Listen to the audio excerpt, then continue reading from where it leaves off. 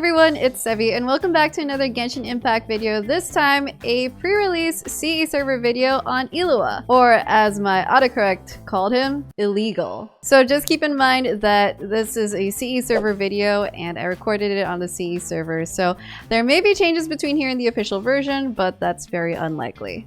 Now in this video I want to talk about Illuga's kit and his constellations, which constellations are important, which are necessary or not so necessary, some important notes regarding how to build him, and then teams or how he performs with Zibai since he basically is her dedicated support, and then my overall impressions about him. So the constellations I'm going to give a bunch of focus, especially because I feel like with 4 stars that are dedicated supports like these, you pull specifically for certain characters, a bunch of their constellations tend to be key in activating their full potential. So just watch out for that section and let's just get into it. So real quick, Illuga is basically like lunar crystallized Shenhe, but also is like Zibai's Gorou to Ito. If you don't know what that means, then it's fine. We'll just get into the kit. Illuga is a polearm user. His skill shoots out like a nightingale type thing, and from it he can get 4 to 5 geoparticles, which is actually quite a lot. And that of course helps charge up his 60 cost burst.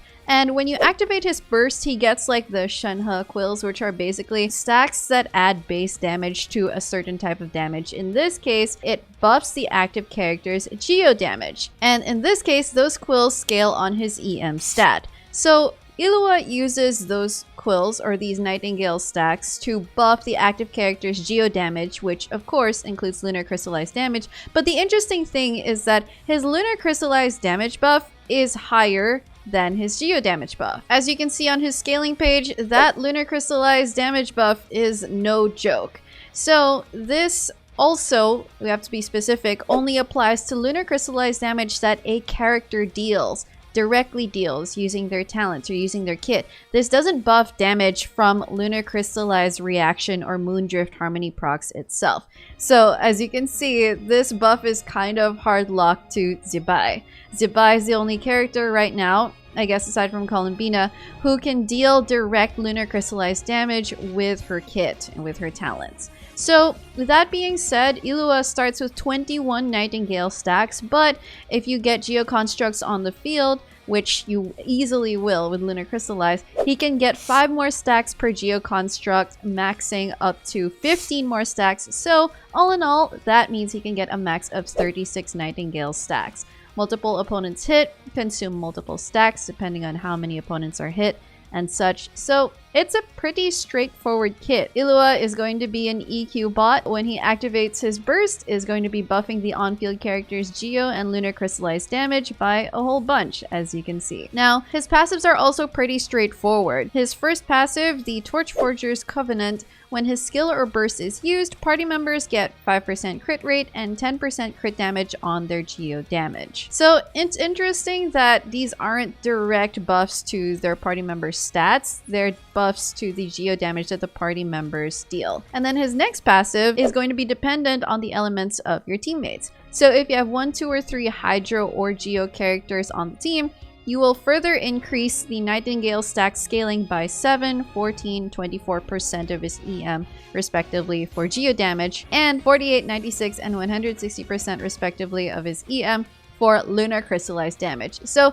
it just means that there's additional EM scaling if you have more Hydro or Geo characters on the team. So you always want to have that on. Have at least 3 Hydro or Geo characters on the team. And as you can see, the lunar crystallized damage buff also gets just really big scaling off of this as well. And then he has his Moon Sign Benediction, wherein he basically contributes towards Ascendant Gleam. The kind of disappointing thing here is that he himself can't convert Hydro Crystallize into Lunar Crystallize. So far, only Zibai and Columbina can. And then his Exploration passive gives movement speed at night, and he can decipher Whispers of the Wild Hunt. Ooh.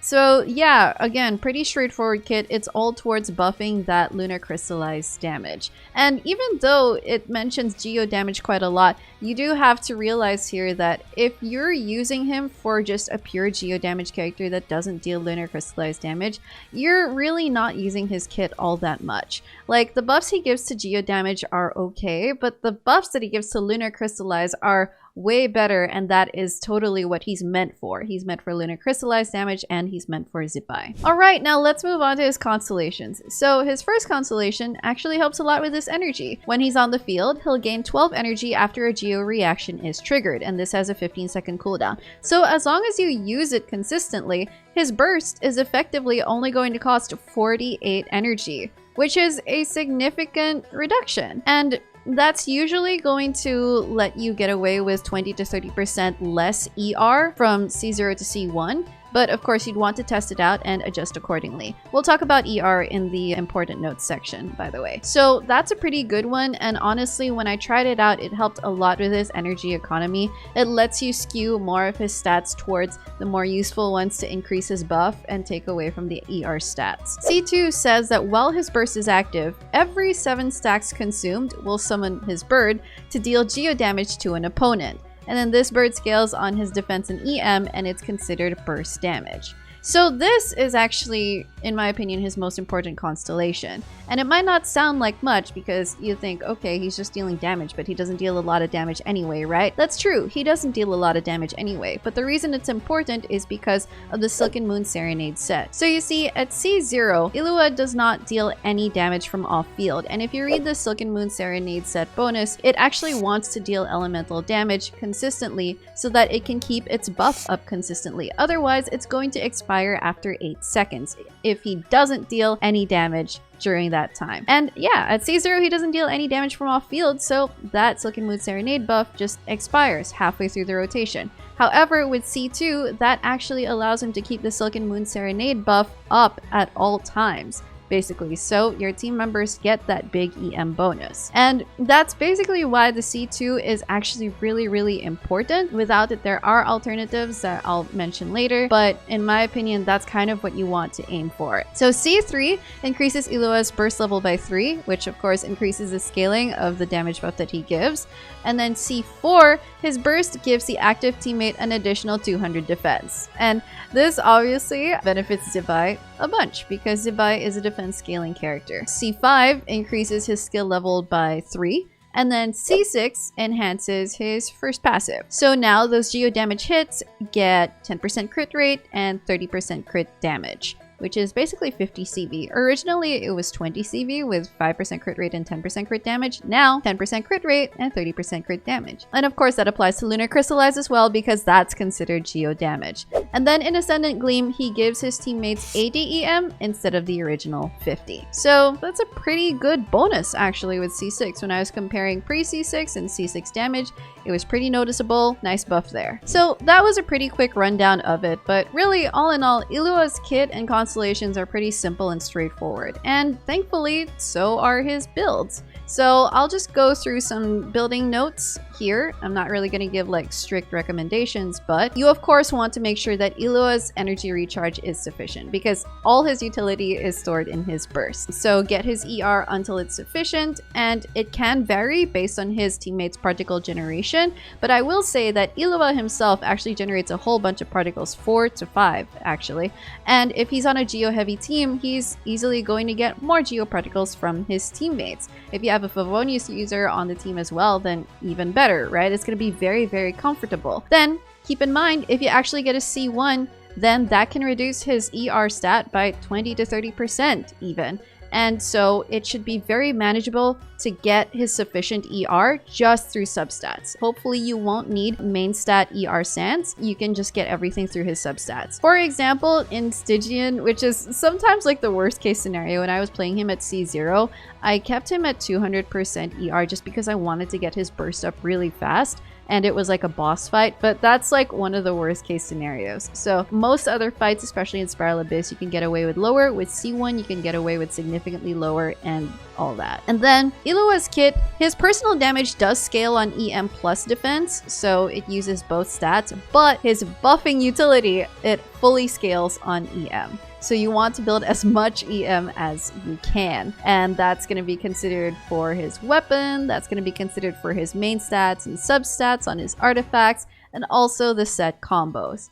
As for set combos, I did give a lot of emphasis to his utility and synergy with Silk and Moon Serenade earlier because that's basically going to be his default set combo, I think, you know, for him to buff Zibai and whoever else is on the team for that EM buff. And thankfully, the 2-piece of that also gives ER. But if you're not using Silk and Moon Serenade on him, or if someone else is using Silk and Moon Serenade, then there's 2-piece EM combos, for example. There's also Instructor for the team-wide EM that it gives, but Instructor as a 4-star set has a lower stat ceiling, and because you want to stack up as much EM on him as possible, it's not that recommended, I suppose. But yeah, just keep in mind the whole thing about C2 and Silk and Moon Serenade. And then, aside from that, like, since I mentioned EM for his weapon options as well, there's Dragonbane for the juicy EM substat, there's Kitane Spear. I think there's a couple more EM pole arms out there, but you know, if you have Dragon's Bane, you're pretty much all set. And then of course, talent priority, everything goes in his burst because that's what his damage buff scales off of. Alright, so I typically put a team section here, but Illua is quite literally made for Zibai. I guess I could put a bit of a comment here of Illua compared to Gorou as Geo buffers, and generally the takeaway is that Gorou is still your go-to for Geo defense scaling DPSs that don't specialize in lunar crystallized damage. Illua is the guy that you want for the lunar crystallized DPSs. There really isn't that much to it. But of course, as I mentioned in the Zibai video, which you could totally watch if you're getting her, it doesn't hurt to have both because, you know, Gorou does buff vents with Constellations.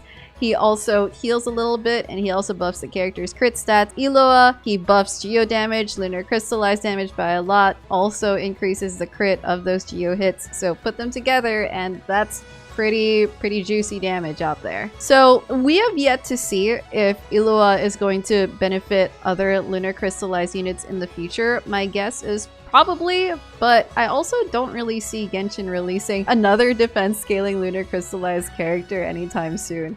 So that's kind of curious, and I do wonder if Illua is going to, you know, stay just as Zibai's dedicated support, or if anyone else is going to come out. So back to the main question of, does Illua need what? C2, C6, C4, C1? What is it? What's the most important constellation there? Well, C6 is going to be a really nice bonus to his buffing utility. Not gonna lie, I was actually surprised at the comparison that I did when I was just testing like rotations and like times against bosses of pre-C6 and post-C6 activation, and it was like a pretty significant damage difference. But again, C2 is really just the most essential one here because that's just going to let him consistently proc the Silk and Moon Serenade set. And beyond C2, I think past that, anything is just a bonus, but getting C2 I think is pretty important. So hopefully if you're pulling on Zibai's banner, then you get 3 Illuas for that very nice C2. Other than that, C1 is also very valuable, and it's